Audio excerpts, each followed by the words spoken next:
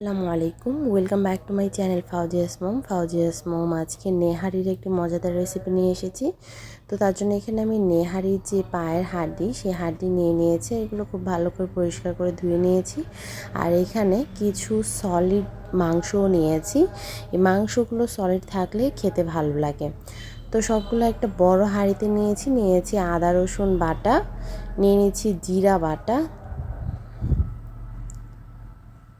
দিয়ে দিচ্ছি পেঁয়াজ কুচি, দিয়ে দিচ্ছি তেজপাতা, দারুচিনি, কাঁচামরিচ, স্বাদ মতো লবণ, মরিচ গুঁড়া, হলুদ গুঁড়া,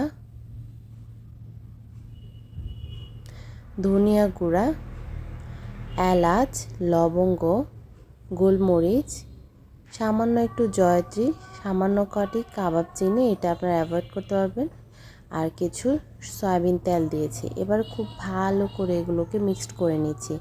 হাড্ডি যেহেতু, তাই এটা একটি হাতলের সাহায্যে মিক্সড করেছি। এবারে পানি দিয়ে দিচ্ছি পর্যাপ্ত পরিমাণে।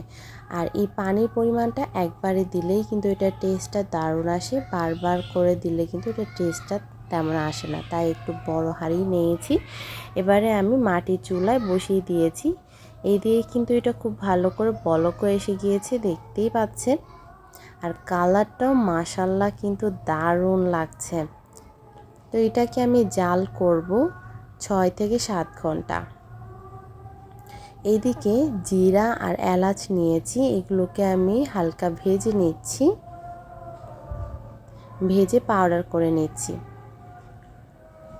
তো 7-8 ঘন্টা পর আমার নেহারির অবস্থা ঠিক এইরকম, একদম মাংসগুলো সেদ্ধ হয়ে গিয়েছে।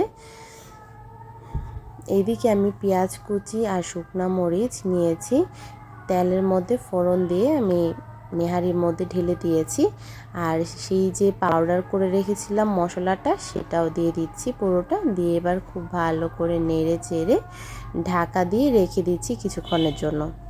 তো কিছুক্ষণ পর ঢাকনাটা উঠিয়ে দেখাচ্ছি, মাশাল্লাহ কি দারুণ হয়েছে, কি ডেলিশিয়াস লুক। আর এটা তো পরোটার সঙ্গে খেতে জাস্ট অসাধারণ। আমি তো পরোটা ছাড়া খালিও খেয়ে নিই। দেখুন কত সুন্দর করে খুলে গিয়েছে, ঝোলটা দেখুন কি সুন্দর হয়েছে। উপর থেকে আদা কুচি দিয়ে দিচ্ছি। আমার এই নেহারি রেসিপি যদি আপনাদের কাছে ভালো লেগে থাকে, প্লিজ লাইক কমেন্ট শেয়ার করতে ভুলবেন না। বেশি বেশি শেয়ার করে অন্যের উপকারে আসবেন। আর চ্যানেলটিকে সাবস্ক্রাইব করে চ্যানেলটির পাশে থাকবেন। ধন্যবাদ সবাইকে, ভালো থাকবেন সবাই। আজ এই পর্যন্তই, আল্লাহ হাফেজ।